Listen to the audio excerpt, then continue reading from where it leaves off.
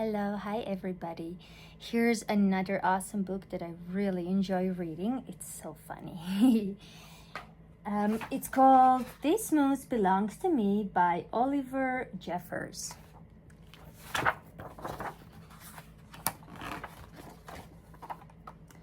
Wilford owned a moose.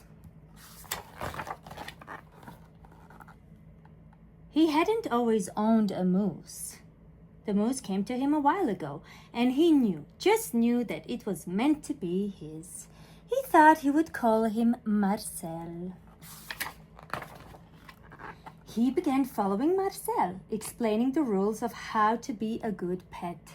Much of the time it seemed as though the moose wasn't listening, but Wilford knew he was, mostly because he followed Rule 4 very well. Not making too much noise while Wilford plays with his record collection. Sometimes the moose wasn't a very good pet. He generally ignored Rule 7, going whichever way Wilford wants to go. The moose had a very good sense of direction, and Wilford did not. And because the moose was particularly poor on Rule 7, Subsection B, maintaining a certain proximity to home, Wilford quickly learned to bring some string along on their outings so he could find his way back home. Sometimes the moose was an excellent pet. He had no trouble with Rule 11, providing shelter from the rain. Or Rule 16, knocking down things that are out of Wilford's reach. One day, as Wilford discussed their plans for the coming year on a particularly long walk, he made a terrible discovery. Someone else thought she owned the moose. "Rodrigo, you're back!" Wilford was dumbstruck. This moose was Marcel, not Rodrigo. The old lady was mistaken, and Wilford thought it only proper that he correct her. "This moose belongs to me," he explained. And to prove it, he called Marcel. "Hey!" But the moose did not respond. He seemed more interested in the old lady. "Good, Rodrigo," the old lady said.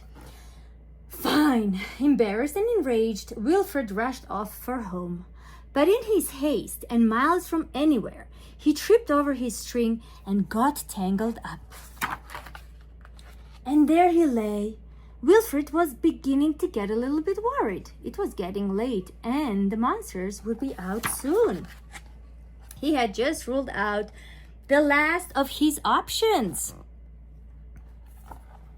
when along came the moose and performed Rule 73 brilliantly, rescuing your owner from perilous situations.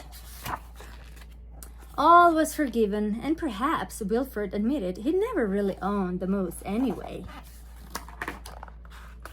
With that in mind, he and the moose reached a compromise. The moose would agree to all of Wilford's rules whenever it suited him. "Dominic, you're back! And you brought me an apple!" It's such a cute, funny story. Alrighty, well, have a great time, you guys, doing whatever you're doing. Take care of yourself. See you next time. Bye-bye.